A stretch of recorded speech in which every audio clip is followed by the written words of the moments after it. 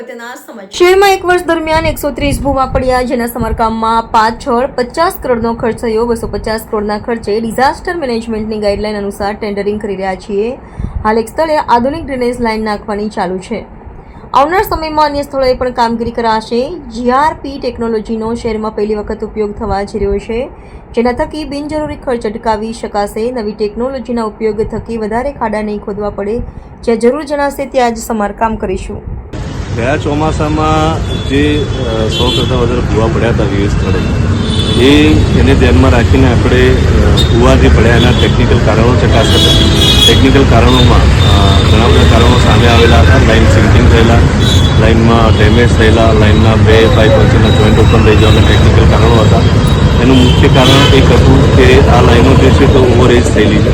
30 વર્ષ 40 વર્ષ કરતાં પણ વધારે જૂની લાઈનો છે અને ખૂબ મોટા ક્વોન્ટિટીમાં પાણીનો જથ્થો વહન કરતી હોય છે. એટલે એમાં ડેમેજીસને કારણે ભૂવા ગયા વર્ષે પડ્યા હતા. એવી લાઈનો આપણે આઈડેન્ટિફાઈડ કરી છે.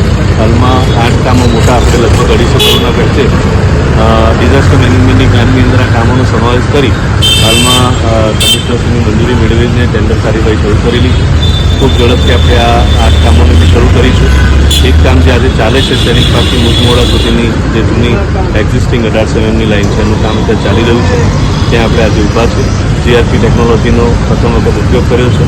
આ ટેકનોલોજીથી સીસીટીવી કેમેરાના માધ્યમથી પાઇપોમાં કેટલા ડેમેજ, કેટલા સીટિંગ અને કયા પ્રકારની પાઇપોમાં શું સમસ્યા છે તેનું આપણે પ્રોપર ઓબ્ઝર્વેશન કરી શકીએ છીએ અને આ ટેકનોલોજીથી આપણે આગળ કામ પણ કરીએ છીએ.